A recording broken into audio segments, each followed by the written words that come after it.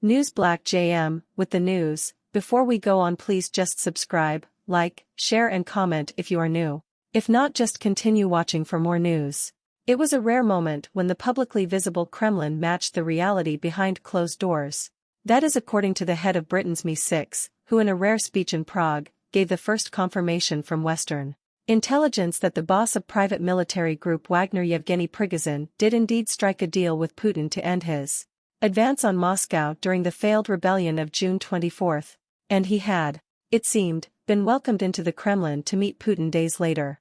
The Mi-6 chief, known as C, also expressed some bafflement at the tremors around the Kremlin during that weekend, and the speed in which loyalties were spurned and returned.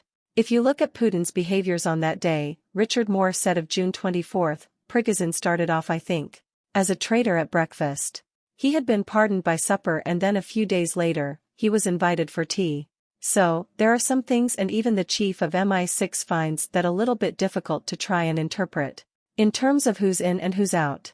Moore also gave a rare indication of the continued health and whereabouts of Prigozhin himself, whose characteristically profane and frequent audio messages published on Telegram have recently stopped.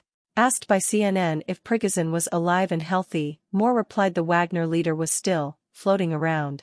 Per his agency's understanding, Western intelligence agencies have been reticent to comment on the failed rebellion, for fear of providing a false backbone to Russia's familiar excuse for internal dissent that it is arranged and fueled by Western spies. Yet the on-camera speech provided an opportunity for Moore's expression to convey how shocking the weakness betrayed by Putin that weekend had been. He really didn't fight back against Prigozhin, Moore said. He cut a deal to save his skin. Using the good offices of the leader of Belarus, he said, referring to the intervention of Belarusian President Alexander Lukashenko, who struck the deal. So even I can't see inside Putin's head, he added. He has to have realized, I am sure that's something that is deeply rotten in the state of Denmark, to quote Hamlet, and he had to cut this deal. Moore added it was difficult to make firm judgments about the fate of Wagner itself, as a mercenary group, but they do not appear to be engaged in Ukraine, and that there appears to be elements of them in Belarus. Moore chose the city of Prague, which he remarked as the last European capital to have Russian tanks roll into it before Ukraine, as a venue for a speech.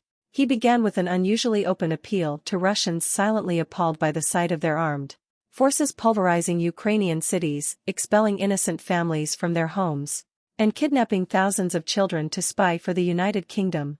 I invite them to do what others have already done this past 18 months and join hands with us. Their secrets will always be safe with us, and together we will work to bring the bloodshed to an end.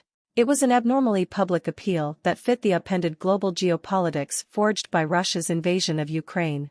While Moore maintained that China is absolutely complicit in the invasion because of its continued support of the Kremlin head, he added that Iran's support for Russia has caused division in its most senior officials.